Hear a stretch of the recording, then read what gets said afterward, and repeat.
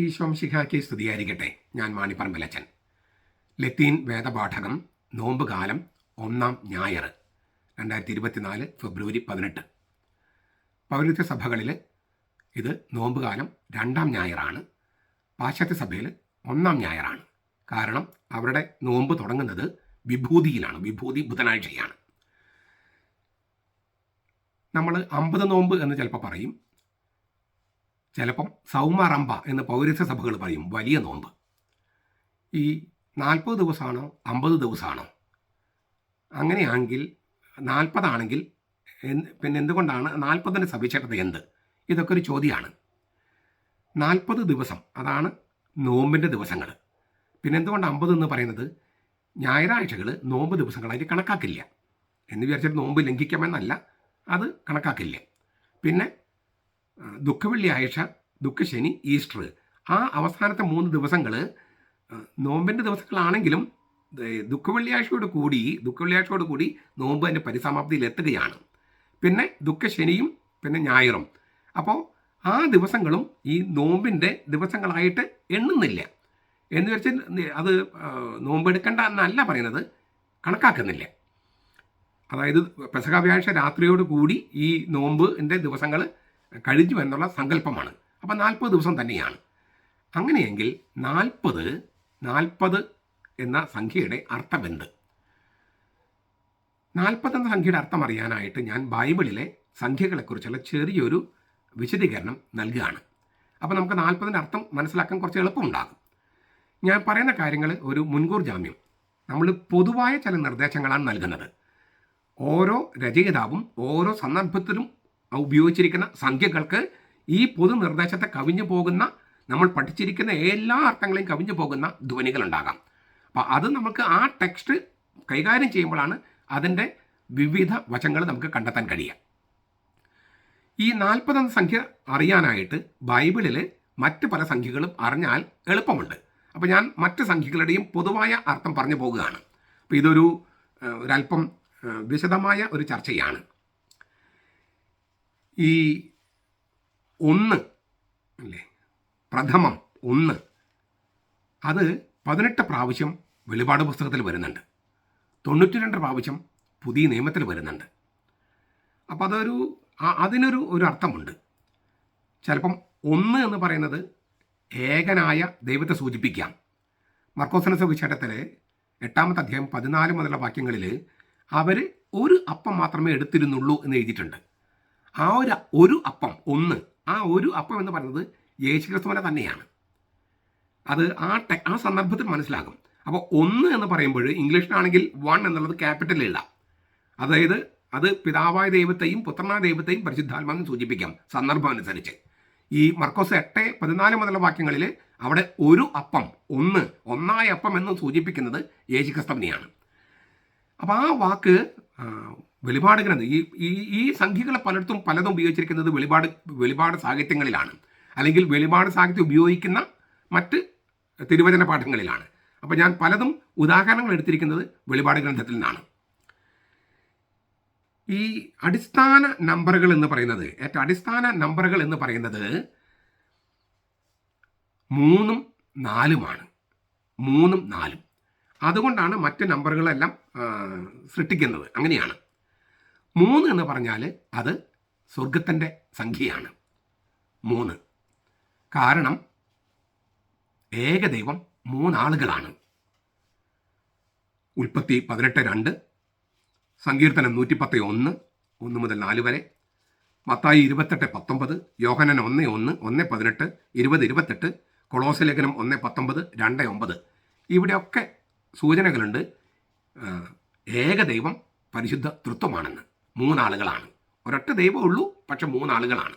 അപ്പോൾ 3 ആളുകളെങ്കിലും ഒരൊറ്റ ദൈവമായിരിക്കുന്ന ആ 3 ആളുകളിലേക്ക് സൂചിപ്പിക്കുന്ന വാക്കാണ് 3. അപ്പോൾ ദൈവത്തിൻ്റെ സംഖ്യയായിട്ടും സ്വർഗത്തിൻ്റെ സംഖ്യയായിട്ടും 3 അറിയപ്പെടുന്നു. ഈ വെളിപാട് ഗ്രന്ഥത്തിലാണെങ്കിൽ ഈ 3കൾ കൊണ്ട് തന്നെ ചില ഘടനകളുണ്ട്. ത്രിസാഗിയോൻ അല്ലേ, പരിശുദ്ധൻ പരിശുദ്ധൻ പരിശുദ്ധൻ. അല്ലെങ്കിൽ 3 ദുരിതങ്ങൾ, ട്രിപ്പിൾ O. പിന്നെ ട്രയാങ്കിൾ അല്ലേ, ത്രികോണമാണ് ജാമിതി അല്ലെങ്കിൽ ക്ഷേത്രഗണിതം എന്ന് പറയുന്ന ഈ ഗണിതശാസ്ത്രത്തിൻ്റെ ആ ശാഖയിലെ ഏറ്റവും ചെറിയ യൂണിറ്റ്. അതിനാൽ പരിശുദ്ധ തൃത്വത്തിന് നമ്മൾ ഉപയോഗിക്കുന്ന ഒരു ചിഹ്നമാണ് ഈ ട്രയാങ്കിൾ, ത്രികോണം. കാരണം ജാമിതി എന്ന് പറയുന്ന ജിയോമെട്രി, ക്ഷേത്രഗണിതം, ജിയോ മെട്രോ, ജിയോ എന്ന് പറഞ്ഞാൽ എർത്ത്, ഗേ എന്ന് പറഞ്ഞാൽ ഗ്രീക്കിൽ എർത്ത് ഭൂമി, മെട്രോ എന്ന് വെച്ചാൽ മീറ്റർ. അപ്പോൾ ഭൂമിയുടെ അതായത് ഭൂമി അളക്കുന്ന വിധം എന്നാണ് ജിയോമെട്രിയുടെ ബേസിക് അർത്ഥം. അതായത് ഈ ഭൂമിയെ നമ്മൾ ഇങ്ങനെ കോണുകളിലാക്കിയാൽ എങ്ങനെ ഇരിക്കും, അതാണ് ജിയോമെട്രി. ഞാൻ വളരെ ലളിതമായിട്ട് പറയുകയാണ്. അപ്പോൾ അതിലെ ഏറ്റവും ചെറിയ യൂണിറ്റാണ്, ഏകകമാണ് ത്രികോണം. അതുകൊണ്ട് ദൈവത്തെ ചിഹ്നപ്പെടുത്താനായിട്ട് ത്രികോണം ഉപയോഗിക്കുന്നു. 3. അതിനാൽ തന്നെ ദൈവത്തിൻ്റെ സംഖ്യയായതുകൊണ്ടും സ്വർഗത്തിൻ്റെ സംഖ്യയായതുകൊണ്ടും ദൈവത്തിൻ്റെ തേജസ്വീകരണത്തിൻ്റെ സംഖ്യയായിട്ടും ഇത് ഉപയോഗിക്കും.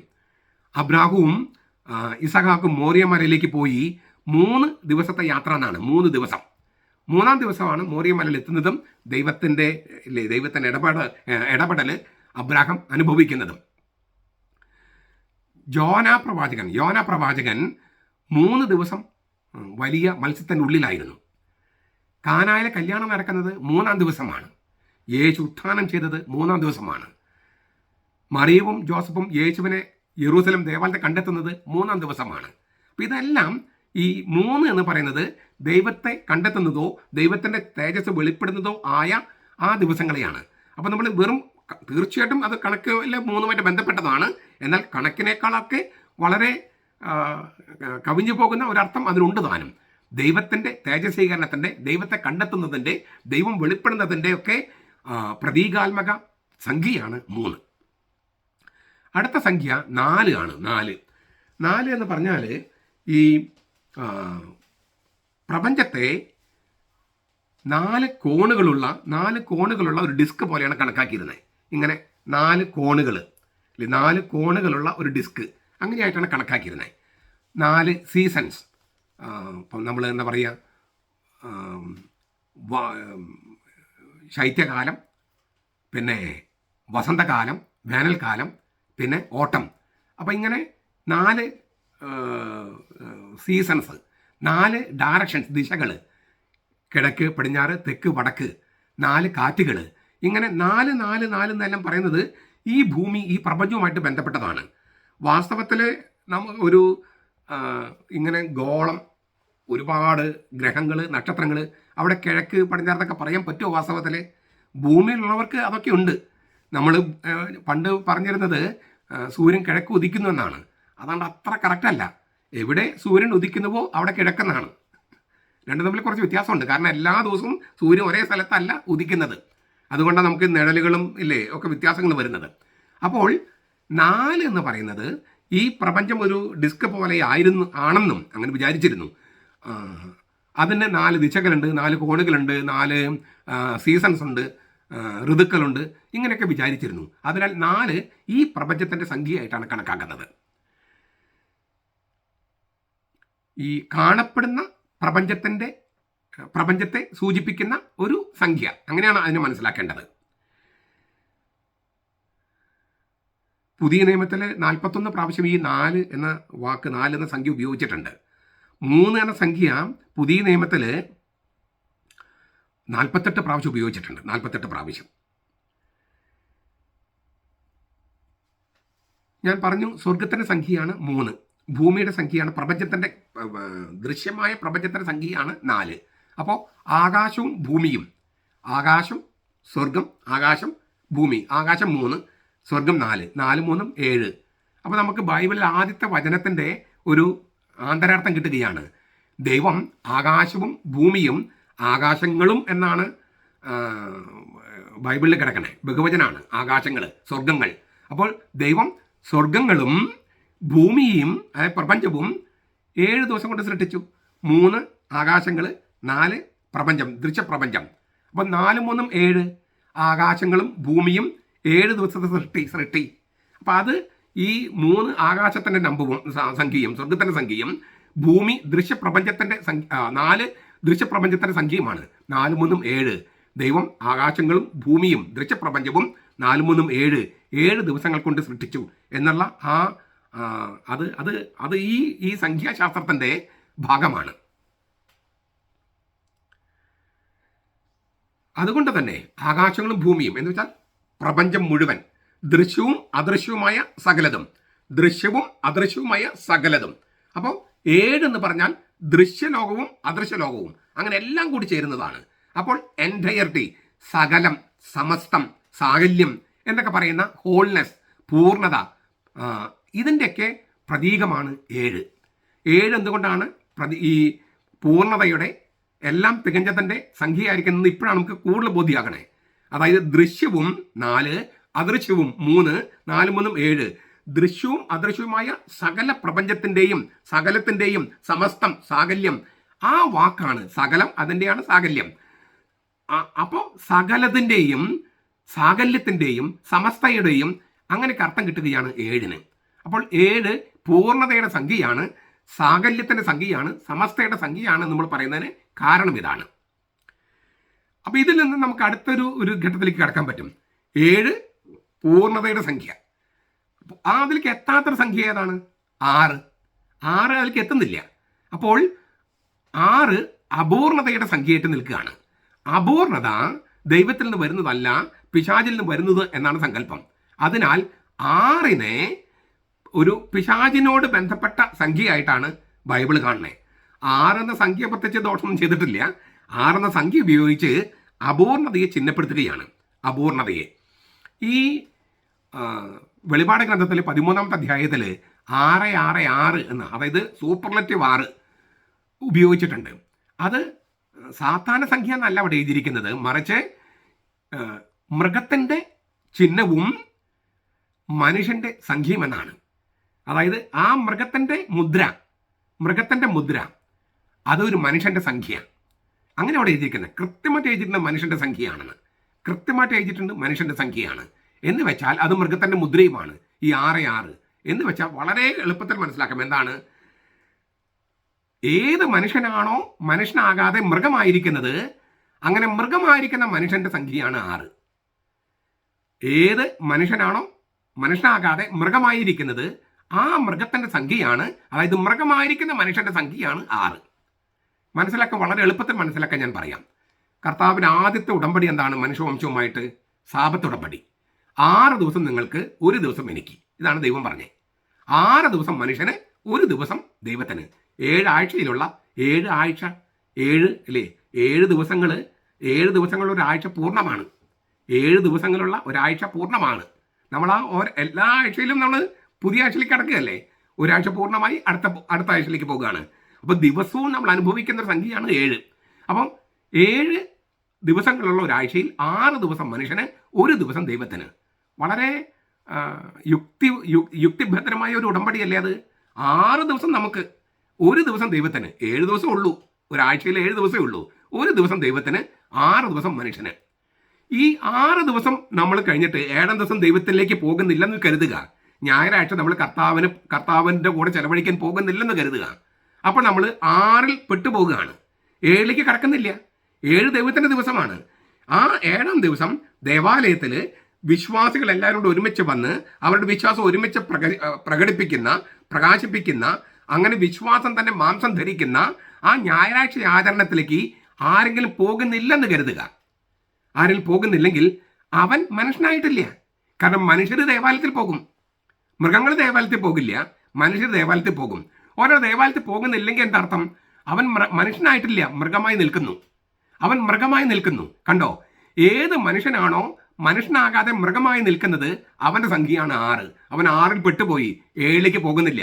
ദൈവത്തിൻ്റെ ദിവസത്തിലേക്ക്, 7-ാം ദിവസത്തിലേക്ക് അവൻ പോകുന്നില്ല. 7 ദിവസങ്ങളുള്ള ആഴ്ചയിൽ 1 ദിവസം ദൈവത്തിനുള്ളതാണ്. ആ ദൈവത്തിനുള്ള ദിവസവും അവൻ്റെ ദിവസമായി, മനുഷ്യൻ്റെ ദിവസമായി 6-ാം ദിവസത്തിൻ്റെ ഭാഗമായി കണക്കാക്കുന്നതിനാൽ അവൻ മൃഗമാണ്, മനുഷ്യനായിട്ടില്ല. മനുഷ്യർ ദൈവത്തെ സ്തുതിക്കും, പള്ളിയിലും പോകും. മൃഗങ്ങൾ പോകുന്നില്ല. ഇവൻ മൃഗമായതുകൊണ്ട് പള്ളിയിൽ പോകുന്നില്ല. അതിനാൽ അവൻ്റെ സംഖ്യയാണ് 666. അതൊരു മനുഷ്യൻ്റെ സംഖ്യയാണ്, അത് മൃഗത്തിൻ്റെ മുദ്രയാണ്. അങ്ങനെയാണ് വെളിപാട് ഗ്രന്ഥത്തിൽ എഴുതിയിരിക്കുന്നത് 13-ാമത്തെ അധ്യായത്തിൽ. മനസ്സിലായി? അപ്പം 6 7 പൂർണ്ണതയുടെ സംഖ്യയാണ്. 6 7-ലേക്ക് എത്താത്തത് കൊണ്ട് അപൂർണതയുടെ സംഖ്യയാണ്. അത് മനുഷ്യനാകാതെ മൃഗമായി നിൽക്കുന്ന ആളുടെ സംഖ്യയാണ്. ഇതാണ് ഞാൻ ഏറ്റവും ലളിതമായിട്ട് പറയുന്നത് പറഞ്ഞേ. ആ ഒരു സംഖ്യയ്ക്ക് ഒരുപാട് അർത്ഥങ്ങളുണ്ട്. ഞാൻ 666 എന്നൊരു ഗ്രന്ഥം തന്നെ എഴുതിയിട്ടുണ്ട്. അപ്പോൾ നിങ്ങൾക്ക് ചിന്തിച്ച് നോക്കാം എന്തുമാത്രം അർത്ഥമുണ്ടെന്ന്. 666 സാത്താൻ്റെ സംഖ്യയാണോ എന്ന് പറഞ്ഞിട്ട് ഇംഗ്ലീഷിലാണ് അത് പോളിഷ് ഭാഷയിലേക്ക് തർജ്ജമ ചെയ്തിട്ടുണ്ട്. അപ്പോൾ അത് അത്തരം സ്വീകാര്യമുള്ള പുസ്തകമെന്ന് അർത്ഥം. അപ്പോൾ അതിൻ്റെ എല്ലാ കാര്യങ്ങളും നമുക്ക് ഇവിടെ ചർച്ച ചെയ്യാൻ കഴിയില്ല. ഞാൻ ഏറ്റവും ചുരുക്കം പറഞ്ഞു പോകുകയാണ്. ഇനി ഈ 7 എന്ന സംഖ്യയിലേക്ക് നമുക്ക് വീണ്ടും പോകാം. നമ്മളൊരു ഡൈഗ്രഷൻ പോലെ പറഞ്ഞതാണ് ഈ 6. 7000 പേരാണ് ഏലിയ പ്രവാചകന്റെ കാലത്ത്. 1000 എന്ന് പറയുന്നത് ഒരു വലിയ സംഖ്യയെ സൂചിപ്പിക്കുന്നതാണ് അല്ലേ. ദൈവത്തിന് ഒരു ദിവസം 1000 ദിവസത്തെ പോലെയും 1000 ദിവസം ഒരു ദിവസത്തെ പോലെയും ഒക്കെ പറയുമ്പോൾ 1000 നമ്മൾ കണക്കിൽ 1000 എന്ന് കണക്കാക്കരുത്. അതുപോലെ 1000 വർഷത്തെ ഭരണം എന്ന് പറഞ്ഞാൽ കൃത്യം 1000 എന്നൊന്നും കണക്കാക്കരുത്. ബൈബിൾ നീണ്ട കാലയളവ് എന്നാണ് 1000-ത്തിന് അർത്ഥം. ഏതായാലും പറഞ്ഞു വന്നത്, ഏലിയ പ്രവാചകന്റെ കാലത്ത് 7000 പേര്, 7 × 1000, 7000 പേര് ബാലിന്റെ മുമ്പിൽ മുട്ടുകുത്താത്തവരുണ്ട് കർത്താവ് പറയുന്നുണ്ട്. രാജാക്കന്മാരുടെ പുസ്തകത്തിൽ 1 രാജാക്കന്മാർ 19:18. രണ്ടാമത്തെ അപ്പം വർധന, യേശുവിൻ്റെ അപ്പം വർധന 7 അപ്പം ഉപയോഗിച്ചിട്ടാണ്. പിന്നെ അത് 4000 പേർക്കാണ് കൊടുത്തത്. 4000 ബാക്കി വന്ന കഷ്ണങ്ങൾ 7 കൊട്ട നിറയെ അവർ ശേഖരിച്ചു. ബാക്കി വന്നത് പിന്നെ 7 ഡീക്കന്മാരെയാണ് ആദിമസഭ അഭിഷേകം ചെയ്തത്. 70 പേരെ, 7 × 10, 70 പേരെയാണ് മോശെ ഈ ന്യായം വിധിക്കാനുള്ള ജഡ്ജസായിട്ട് നിയമിച്ചത്. 72 ശിഷ്യന്മാരെ കർത്താവ് അയക്കുന്നുണ്ട്. അപ്പോൾ ഇങ്ങനെ ഈ 7 ബൈബിളിൽ ഒരുപാട് സ്ഥലത്ത് ഉപയോഗിക്കപ്പെട്ടിരിക്കുന്ന ഒരു സംഗതിയാണ്. ഈ 7ന്റെ പകുതി 3.5 അങ്ങനെ സാധ്യതയുണ്ട്. അപ്പോൾ 7 നിങ്ങൾക്ക് കൂടുതൽ വേണമെങ്കിൽ വെളിപാട് ഗ്രന്ഥത്തിൽ ഒരുപാടുണ്ട്. 7 സഭകൾ, 7 സഭകൾക്ക് 7 കത്തുകൾ, അവർക്ക് 7 മാലാഖമാർക്ക് അല്ലേ, ദൂതന്മാർക്കെന്നാണ് പറഞ്ഞിരിക്കുന്നത്. അതവിടുത്തെ മെത്രന്മാരായിരിക്കാനുള്ള സാധ്യത. കാരണം ആ ദൂതന്മാരോട് അനുദപിക്കാൻ പറയുന്നുണ്ട്. മാലാഖമാരാണെങ്കിൽ അനുദപിക്കാൻ പറയില്ലല്ലോ. അപ്പോൾ ആ സഭകളുടെ ദൂതന്മാർക്ക് എന്ന് പറയുന്നത് മാലാഖമാർക്ക് പറയുന്നത് സഭയിലെ മെത്രന്മാരായിരിക്കണം. കാരണം അവരോടും അനുദപിക്കാൻ പറയുന്നുണ്ട്. ഈ പരിശുദ്ധാത്മാവ് പറയുകയാണ്, ദൂതന്മാരോടും അനുദപിക്കാൻ പറയുന്നുണ്ട്. അപ്പോൾ ഈ സഭയുടെ മാലാഖ എന്ന് പറയുന്നത് മിക്കവാറും സഭയുടെ അധ്യക്ഷനായ മെത്രാനായിരിക്കാനാണ് സാധ്യത. അപ്പോൾ 7 സഭകൾ, 7 കത്തുകൾ, 7 മെത്രാന്മാർ, പിന്നെ 7 നക്ഷത്രങ്ങൾ, 7 വിളക്കുകാലുകൾ, പിന്നെ 7 മുദ്രകൾ, 7 കാഹളങ്ങൾ, 7 പാത്രങ്ങൾ, പിന്നെ 7 ആത്മാവുകൾ, 7 മാലാഖമാർ, 7 ഇടിമുഴക്കങ്ങൾ, ഇങ്ങനെ ഒരുപാട് സംഗതികൾ വെളിപാട് ഗ്രന്ഥത്തിൽ നമ്മൾ കാണും. അങ്ങനെ ഈ 7ന്റെ തന്നെ ഒരുപാട്, ഈ മൊത്തം 54 പ്രാവശ്യമാണ് വെളിപാട് ഗ്രന്ഥത്തിൽ മാത്രം ഈ 7 എന്ന വാക്ക് ഉപയോഗിച്ചിരിക്കുന്നത്. പുതിയ നിയമത്തിൽ 87 പ്രാവശ്യം ഈ 7 എന്ന സംഖ്യ ഉപയോഗിച്ചിട്ടുണ്ട്. ഇപ്പം ഞാൻ പറഞ്ഞല്ലോ, എല്ലാം അതിൽ ഓരോ ടെക്സ്റ്റിനും ഓരോ സ്ഥലത്തും അർത്ഥങ്ങൾ വ്യത്യാസം ഉണ്ടാകും. അതിലേക്ക് നമ്മൾ പോകുന്നില്ല. 7ന്റെ പകുതി 3.5, 3.5, അതിനുണ്ട് വലിയൊരർത്ഥം. അതായത് 7 പൂർണ്ണത എന്ന് പറഞ്ഞല്ലോ, അപൂർണത 6ആണ്. 7ന്റെ പകുതി 3.5 അപൂർണതയല്ല, പൂർണ്ണതയുമല്ല, പിന്നെന്താണ്, പൂർണ്ണതയിലേക്ക് എത്താത്ത ഒരു സംഗതി. അപൂർണത അർത്ഥത്തിലല്ല, മറിച്ച് ഇൻഡെഫിനിറ്റ്, അതായത് സുനിശ്ചിതമല്ല, അനിശ്ചിതം, കൃത്യമായിട്ട് തിട്ടപ്പെടുത്താത്തത്. 7 പൂർണ്ണത, 6 അപൂർണതയാണ്. ഇത് പൂർണ്ണതയുടെ പകുതി, അതായത് കൃത്യമായി അങ്ങനെ സുനിശ്ചിതമായി നിശ്ചയിക്കാത്ത ഒരു കാലയളവെന്നാണ് 3.5 അർത്ഥം. 3.5 ഈ 3.5 എന്ന് പറയുന്നത് 3.5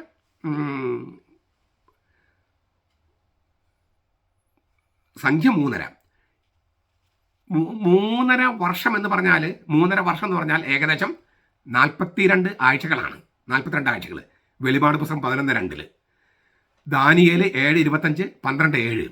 അപ്പോൾ ഈ 42 മാസം അതിന് ദിവസങ്ങളാക്കിയാൽ എത്രയാവും? ഏകദേശം അന്ന് 30 ദിവസമാണ് ഒരു മാസത്തിൽ കണക്കാക്കിയിരുന്നത്. അപ്പോൾ 1260 ദിവസം. വെളിപാട് പുസ്തകം 12:6. അപ്പോൾ 3.5 വർഷം. 7 വർഷം എന്നുള്ളത് പൂർണ്ണമായിട്ടുള്ളത്. 3.5 എന്ന് പറഞ്ഞാൽ സുനിശ്ചിതമായിട്ട് അല്ലാത്തത്, നിശ്ചയിക്കാത്തത്, കൃത്യമായി ഇങ്ങനെ അതിരൊക്കെ ഇട്ട് അതിർത്തിയിട്ട് നിശ്ചയിക്കാത്തത്, ഇൻഡെഫിനിറ്റ് ആയിട്ടുള്ള, ഡെഫിനിറ്റ് അല്ല ഇൻഡെഫിനിറ്റ്, തീർച്ചയില്ല എന്നാൽ ഇല്ലേ അങ്ങനെയുള്ളൊരു കാലയളവ്, കൃത്യമായിട്ട് അതിരില്ലാത്ത ഒരു കാലയളവ്, സുനിശ്ചിതമായി നിശ്ചയിക്കാത്ത ഒരു കാലയളവ് എന്നാണ് 3.5 അർത്ഥം. 3.5 വർഷം എന്നുള്ളത് 42 മാസം. 42 മാസം എന്നുള്ളത് 1260 ദിവസം. അപ്പോൾ നമുക്ക് ഈ വെളിപാടിലെ സംഖ്യകളുടെ അർത്ഥം കുറച്ചുകൂടി മനസ്സിലാക്കുകയാണ്. ഞാൻ ഒന്നുകൂടി പറയുകയാണ്. 3.5 വർഷം, 3.5 വർഷം, അത് 42 മാസമാണ്. വെളിപാട് 11:2, ദാനിയേൽ 7:25, 12:7 കാണാം. അത് ദിവസമായിട്ട് കണക്കാക്കുമ്പോൾ 1260 ദിവസങ്ങളാണ്. അത് വെളിപാട് പുസ്തകം 12:6 കാണാം. അതായത് ഒരു ഇൻഡെഫിനിറ്റ് ടൈം ഓഫ് ട്രയൽ, വിചാരണ അല്ലെങ്കിൽ പരീക്ഷണങ്ങളുടെ, പ്രലോഭനങ്ങളുടെ ഒരു കാലയളവ്. അത് കൃത്യമായിട്ട് ഇത്ര ദിവസം എന്ന് നിശ്ചയിക്കാത്തത്. അതാണ് എന്നെ പറഞ്ഞതിൻ്റെ അർത്ഥം. ഇത്രയൊന്നും നിശ്ചയിച്ചിട്ടില്ല, അതിങ്ങനെ പോയിക്കൊണ്ടിരിക്കുകയാണ്. അതിനെയാണ് ഈ 3.5 എന്നതുകൊണ്ട് ഉദ്ദേശിക്കുന്നത്.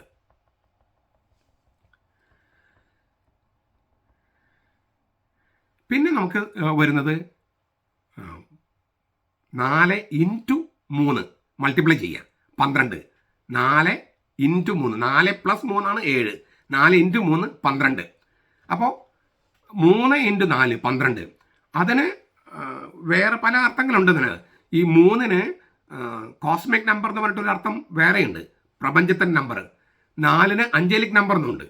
ഈ 4 കോസ്മിക് നമ്പറും 3 സ്വർഗീയ നമ്പറും ഉണ്ട്. ഇതൊക്കെ മിക്സ് ചെയ്ത് അങ്ങോട്ടും ഇങ്ങോട്ടൊക്കെ ഉപയോഗിക്കുന്നുണ്ട്. 4 ജീവികൾ എന്ന് പറയുന്നുണ്ട് വെളിപാട് ഗ്രന്ഥത്തിൽ. അത് പ്രപഞ്ചത്തിലെ സകല സൃഷ്ടികളും എന്നാണ് എൻ്റെ അർത്ഥം. അപ്പം 4 എന്നുള്ളത് പ്രാപഞ്ചിക സംഖ്യയായിട്ട് ഉപയോഗിച്ചിട്ടുണ്ട്.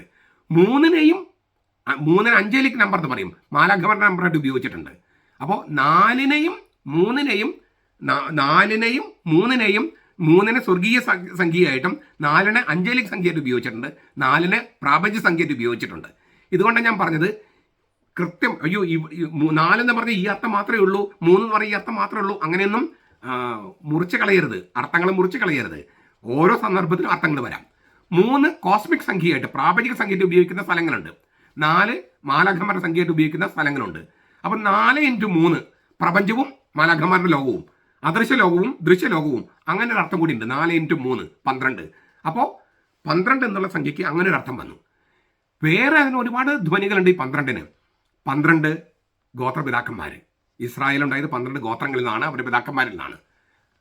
പുതിയ ഇസ്രായേൽ, അതായത് നവീകരിക്കപ്പെട്ട പുതുക്കപ്പെട്ട ഇസ്രായേലാണ് സഭ.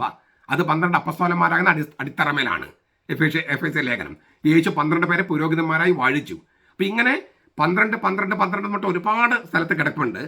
അത് പിന്നെ നമുക്ക് കുറച്ചുകൂടി മുന്നോട്ട് പോയി ചെല്ലുമ്പോൾ ഈ 12 × 2 24 ഗണം അതായത് അഹറോന്യ കുടുംബത്തിലെ പുരോഹിതന്മാരെ 24 ഗണമായിട്ട് തിരിച്ചിരുന്നു.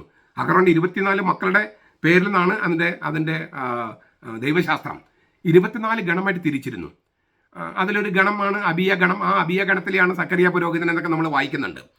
ചുരുക്കത്തിൽ 12 × 12 എന്ന് പറയുന്നതും 12 × 2 എന്ന് പറഞ്ഞ് 24, അതിനൊക്കെ ഒരുപാട് ദൈവശാസ്ത്രമുണ്ട്. ജെറൂസലേം ദേവാലയത്തിന് 12 അടിത്തറകൾ, 12 കവാടങ്ങൾ, അങ്ങനെയെല്ലാം നമ്മൾ വെളിപാട് പുസ്തകത്തിൽ കാണുന്നുണ്ട്. 12 × 12 144, അങ്ങനെ × 1000. അപ്പോൾ പഴയ നിയമത്തിലെ 12 ഗോത്രപിതാക്കന്മാർ, പുതിയ നിയമത്തിലെ 12 അപ്പസ്തോലന്മാർ, 12 × 12, അതായത് പഴയ ഇസ്രായേൽ, പുതിയ ഇസ്രായേൽ, 12 × 12. അതിൽ നിന്നും 1000, ഒരു വലിയ സംഖ്യ, 144,000 പേര് വെളിപാട് ഗ്രന്ഥത്തിലെ 7-ാമത്തെ അധ്യായത്തിൽ സ്വർഗത്തിൽ. അത് നമ്മൾ യഹോവസാക്ഷികൾ പറഞ്ഞവരെ കൃത്യം 1,44,000 പേരല്ല.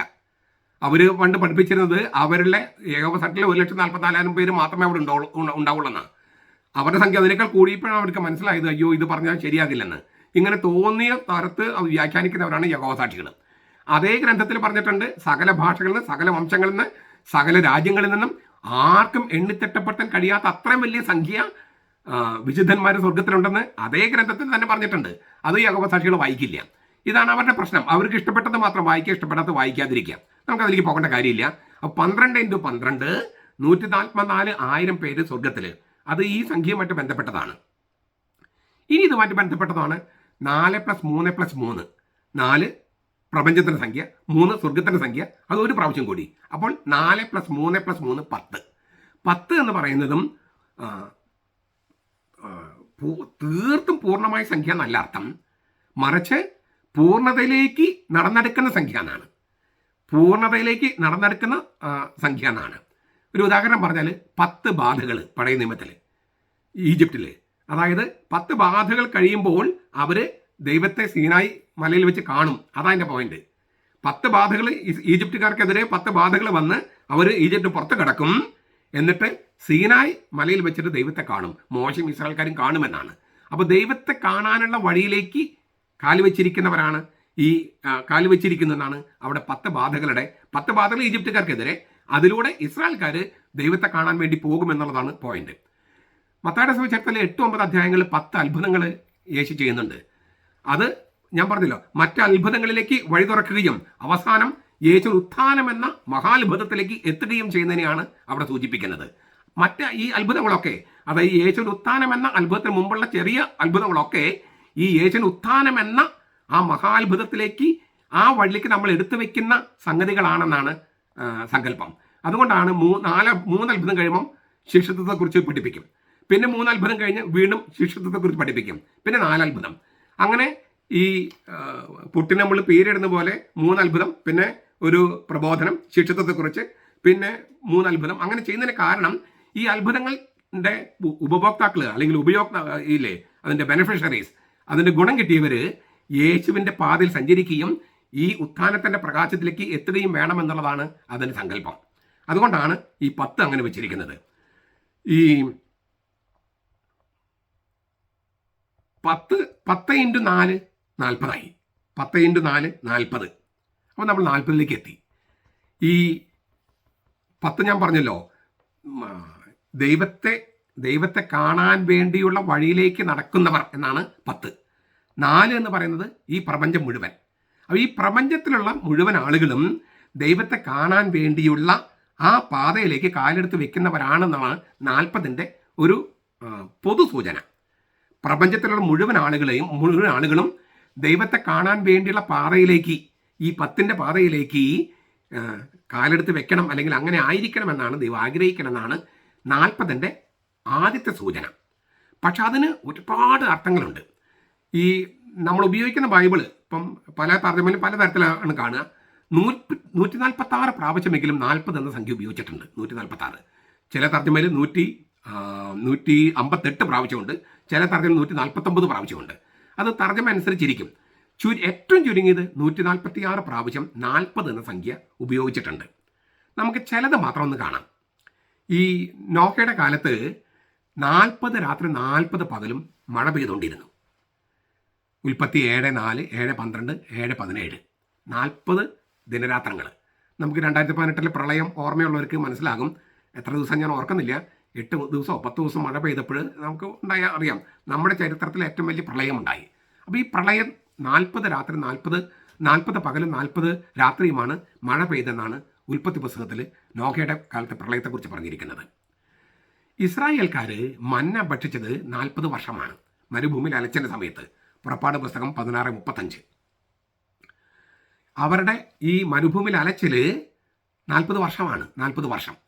സംഖ്യയുടെ പുസ്തകം 14:33, 32:13, നിയമാവർത്തനം 2:7, 8:2. മോശെ ഈ മലമുകളിൽ ഈ ദൈവപ്രമാണങ്ങൾ സ്വീകരിക്കാൻ വേണ്ടി പോയപ്പോൾ 40 ദിനരാത്രങ്ങളാണ് ദൈവത്തിൻ്റെ കൂടെ ആയിരുന്നതും ഉപവസിച്ചതും. പുറപ്പാട് 24:18, 34:28. ഏലിയ പ്രവാചകൻ 40 രാത്രിയും 40 പകലും നടന്നിട്ടാണ് ഹൊരേബ് എന്ന് പറയുന്ന സീനായ് മല, അതിന് മറ്റൊരു പേരാണ് ഹൊരേബ് മലയിൽ, ദൈവത്തിൻ്റെ മല എന്നറിയപ്പെട്ട ഹൊരേബ് മലയിൽ എത്തിയത്. 1 രാജാക്കന്മാർ 19:8. നമുക്കറിയാം യേശു മരുഭൂമിയിൽ, നമ്മുടെ ഇന്നത്തെ വായന, യേശു മരുഭൂമിയിൽ 40 ദിനരാത്രങ്ങളായിരുന്നു. മർക്കോസിന്റെ സുവിശേഷം 1-ാമത്തെ അധ്യായം 12 മുതലുള്ള വചനങ്ങളാണ്, 12 മുതൽ 15 വരെ. അത് യേശു 40 ദിനരാത്രങ്ങൾ മരുഭൂമിയിലായിരുന്നു യേശു. അത് ഉപവസിക്കുകയായിരുന്നുവെന്ന്, 40 ദിവസം ഉപവസിക്കുകയായിരുന്നു മത്തായും ലൂക്കായും പറഞ്ഞിട്ടുണ്ട്. മത്തായി 4:2, ലൂക്ക 4:2. യേശു ഉത്ഥാനത്തിന് ശേഷം 40 ദിവസത്തേക്കാണ് യേശു ശിഷ്യന്മാർക്ക് പ്രത്യക്ഷപ്പെട്ടത്, ദൈവരാജ്യത്തെക്കുറിച്ച് പഠിപ്പിച്ചത്, അവരോടൊപ്പം ഉപ്പ് ഭക്ഷിച്ചത്. ഉപ്പ് ഭക്ഷിക്കുക എന്ന് പറഞ്ഞാൽ അവരെ നിത്യമായി ഉടമ്പടിയിലേക്ക് എടുത്തു വെച്ചെന്നാണ്. അതായത് വിശുദ്ധ കുർബാന അർപ്പിച്ചു. എമ്മാവസിലുണ്ടായിരുന്ന അതേ അനുഭവം 40 ദിവസം യേശു ചെയ്തെന്നാണ്. എമ്മാവസിലേക്ക് അവർക്ക് വചനം വ്യാഖ്യാനിച്ചു കൊടുത്തു. പിന്നെ അപ്പം എടുത്ത് വാഴ്ത്തിയപ്പോൾ അവരുടെ കണ്ണുകൾ തുറക്കപ്പെട്ടു. അപ്പോൾ ഹൃദയം ജ്വലിക്കാനായിട്ട് വചനം വ്യാഖ്യാനിച്ചു, കണ്ണുകൾ തുറന്ന് യേശുവിനെ കാണാനായിട്ട് അപ്പം മുറിച്ചു. ആ അപ്പം മുറിക്കൽ യഹൂദന്മാരുടെ അപ്പം മുറിക്കലല്ലാന്ന കാര്യം നമുക്കറിയാലോ. യഹൂദന്മാരുടെ അപ്പം മുറിക്കൽ ഉപയോഗിക്കാറുണ്ട്. പക്ഷെ ഇവിടെ അപ്പം മുറിച്ചപ്പോൾ യേശുവിനെ കണ്ടു എന്നാണ്. അപ്പോൾ അത് സാധാരണ അപ്പം മുറിക്കലല്ലല്ലോ, കുർബാനയാണ്. അത് 40 ദിവസം ചെയ്തു എന്നാണ് നടപടി ഗ്രന്ഥം 1-ാമത്തെ അധ്യായം 3-4 വാക്യങ്ങൾ എഴുതിയിരിക്കുന്നത്. യേശു 40 ദിവസത്തേക്ക്, ഉത്ഥാനത്തിന് ശേഷം 40 ദിവസത്തേക്ക് പ്രത്യക്ഷപ്പെട്ടു. 40 ദിവസം ദൈവരാജ്യത്തെക്കുറിച്ച് പഠിപ്പിച്ചു. 40 ദിവസം അവരോടൊപ്പം ഭക്ഷണം കഴിച്ചെന്ന ഉപ്പ് ഭക്ഷിച്ചെന്നാണ് ആക്ഷരികമായിട്ട്. അതായത് അവരെ നിത്യമായ ഉടമ്പടിയിലേക്ക് എടുത്തു വെച്ചു. ആ നിത്യമായ ഉടമ്പടി എന്ന് പറഞ്ഞ പുതിയ ഉടമ്പടിയാണ്, അത് വിശുദ്ധ കുർബാനയാണ്. ആ വിശുദ്ധ കുർബാനയിലൂടെ യേശു വന്ന ഉടമ്പടിയിലേക്ക് അവരെടുത്തു വെക്കപ്പെടുകയാണ്. അത് 40 ദിവസമായിരുന്നു. അപ്പം നമുക്ക് ഈ 40ന്റെ പൊതുവായ അർത്ഥങ്ങൾ ഞാൻ പറഞ്ഞു, ചില സംഭവങ്ങൾ പറഞ്ഞു. ഇനി നമുക്കതിൻ്റെ ഒരല്പം കൂടി വിശദമായിട്ട് കാണാം. ഈ 40 വർഷം മരുഭൂമിയിൽ ഇസ്രായേൽക്കാർ അലയായിരുന്നു പറഞ്ഞല്ലോ. ആ 40 വർഷവും ദൈവം അവരെ പരീക്ഷിച്ചു എന്ന് പറഞ്ഞിട്ടുണ്ട്. അപ്പോൾ it's A period of test, trial and finally triumph.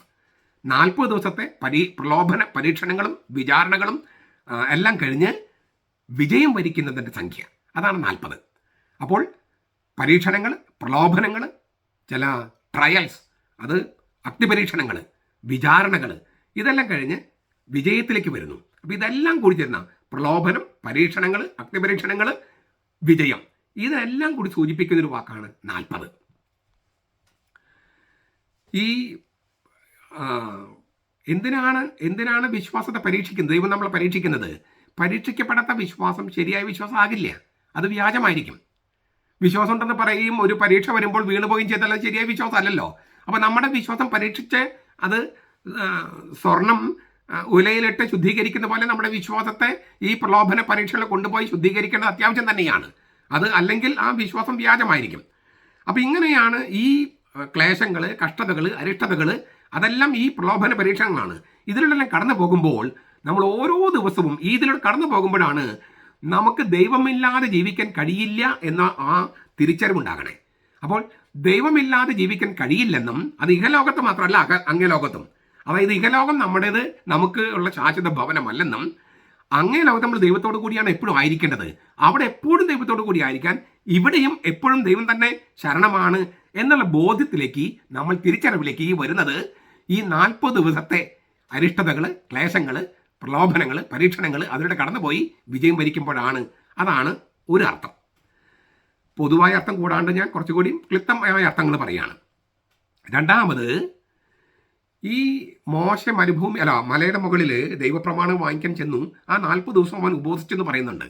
എന്തായിരുന്നു അവൻ്റെ ഭക്ഷണം? ഭക്ഷണം എന്ന് പറയുന്നത് ദൈവത്തിൻ്റെ വചനമാണ്.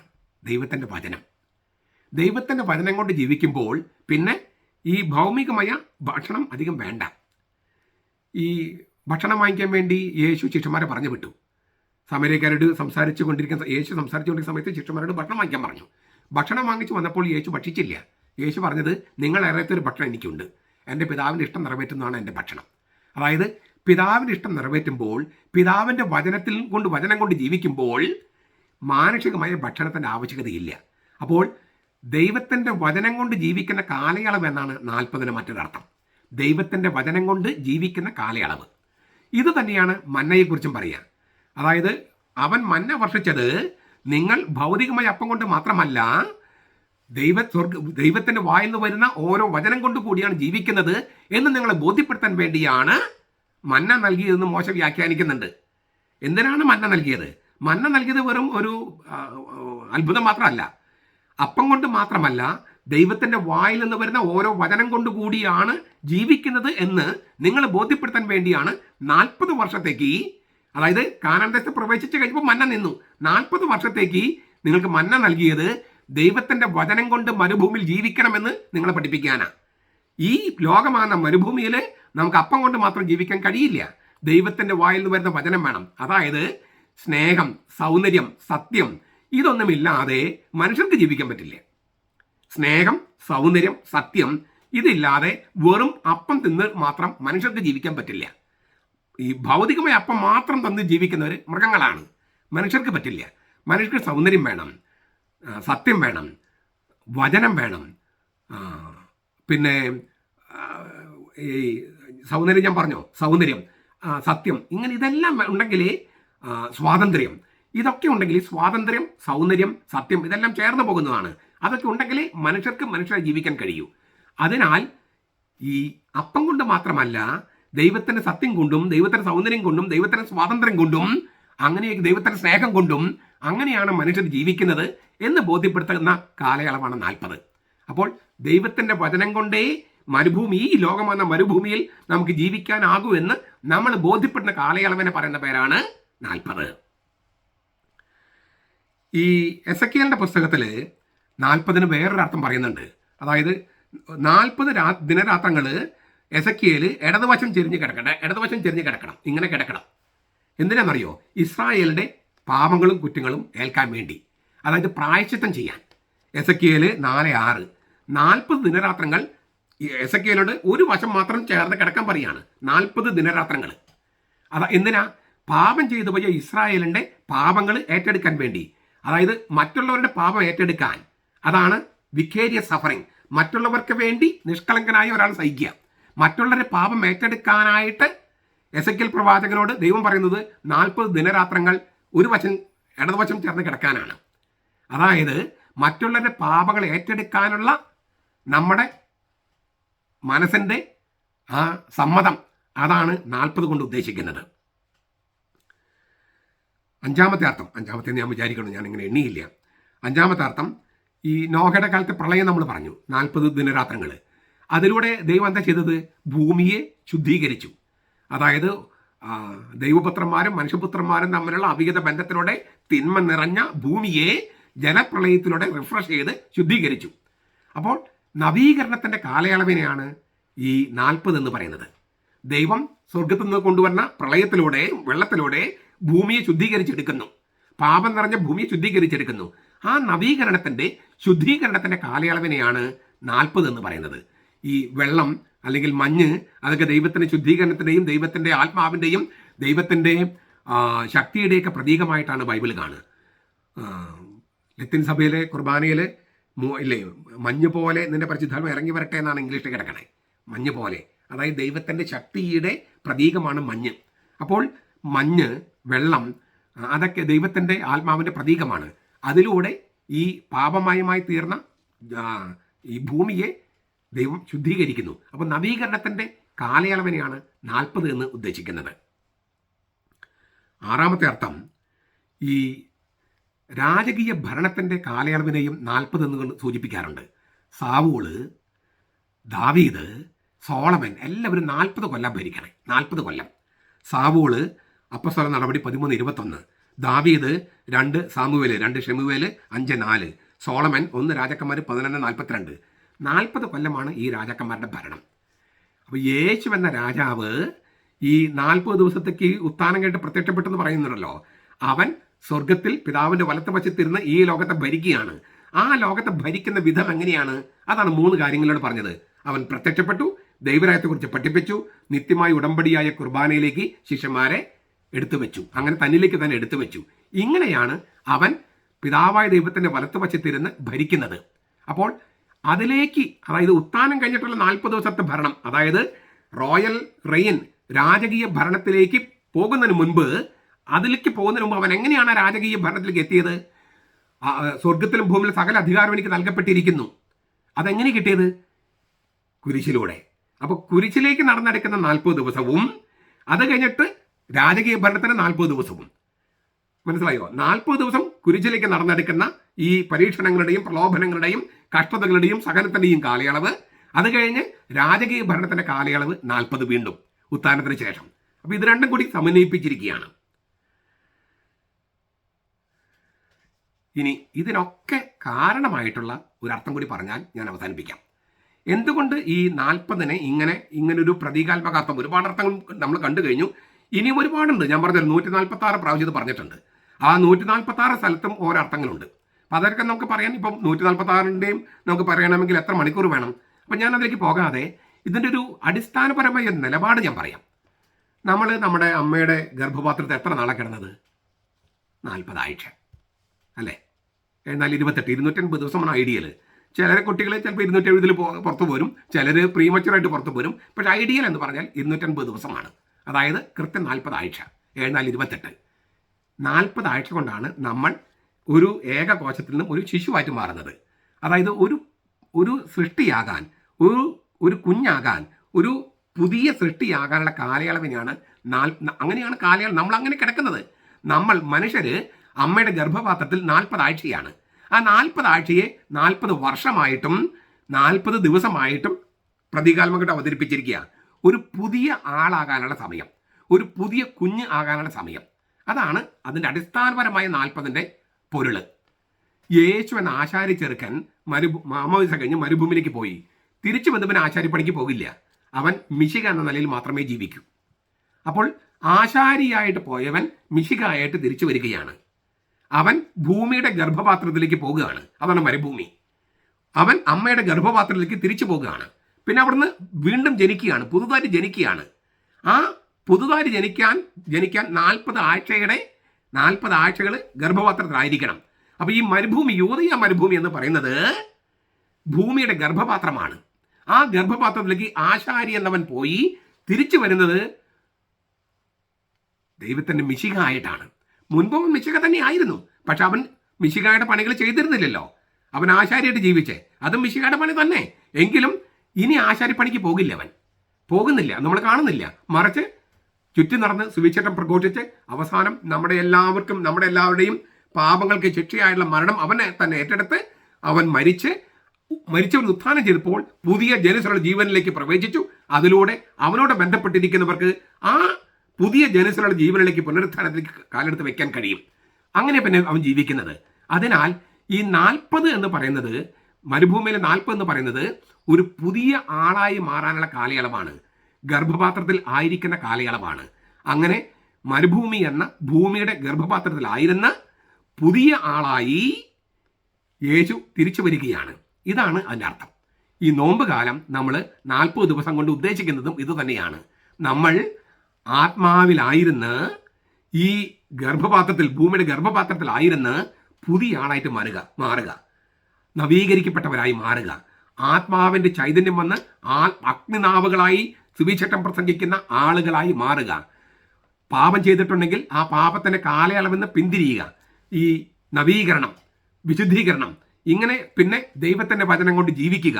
ദൈവത്തിൻ്റെ വചനം കൊണ്ട് ജീവിക്കുമ്പോൾ ഭൗമികമായപ്പം കാര്യമായിട്ട് വേണ്ട എന്നുള്ള അതാണ് നോമ്പ്, അതാണ് ഉപവാസം. അങ്ങനെ ജീവിക്കുക. ഈ അർത്ഥങ്ങളെല്ലാം കൂടി ചേർന്നിട്ടാണ് ഈ 40 ഇങ്ങനെ കൊടുത്തിരിക്കുന്നത്. അപ്പോൾ ഇന്നത്തെ വായന, അവൻ 40 ദിവസത്തേക്ക് മരുഭൂമിയിലായിരുന്നു എന്നതിൻ്റെ അർത്ഥം നമുക്ക് ഈ തരത്തിലൊക്കെ നമുക്ക് വായിച്ചെടുക്കാം. അത് നമ്മുടെ ഓരോരുത്തരും ജീവിതത്തിലേക്ക് എന്തുമാത്രം പ്രസക്തമാണെന്ന് നിങ്ങളിതൊന്ന് ഞാൻ പറഞ്ഞത് ചിലപ്പോൾ നിങ്ങൾക്ക് ഒറ്റയടിക്കുന്നത് മനസ്സിലായിട്ടുണ്ടാവില്ല. 2, 3, 4, 5 പ്രാവശ്യം കേൾക്കുക, മറ്റുള്ളവർക്ക് പകർന്നു കൊടുക്കുക. ഇത് എനിക്കൊന്ന് വളരെ പേരും ആഗ്രഹിച്ച ഒരു സംഗതിയായിരിക്കും കേൾക്കാൻ. ചെറിയ തോതിലാണെങ്കിലും ഞാൻ പറഞ്ഞിട്ടുള്ളൂ. അത് നിങ്ങൾ കുറിച്ച് വെച്ച് എന്തെങ്കിലും സംശയങ്ങളുണ്ടെങ്കിൽ ചോദിക്കുക. അങ്ങനെ വചനത്തിൻ്റെ ഒരു കാലയളവ്, വചനം പഠിക്കുന്ന കാലയളവായിട്ട് നമ്മുടെ ഈ 40 ദിവസത്തെ നോമ്പ് കാലം എല്ലാ ദിവസവും വേണം. ഈ നോമ്പ് കാലത്ത് വചനത്തിൻ്റെ ആഴത്തിലേക്ക് കടക്കുന്ന ആത്മാവ് കൂട്ടിക്കൊണ്ടുപോയി, മരുഭൂമിയിലേക്ക് കൂട്ടിക്കൊണ്ടുപോയി വചനത്തിൻ്റെ ആഴത്തിലേക്ക് പോകുന്ന ഒരു വചനോത്സവ കാലമായിട്ട്, ദൈവത്തിൻ്റെ വചനം കൊണ്ട് ജീവിക്കുന്ന ഒരു കാലയളവായിട്ട് ഈ നോമ്പ് കാലം മാറട്ടെ.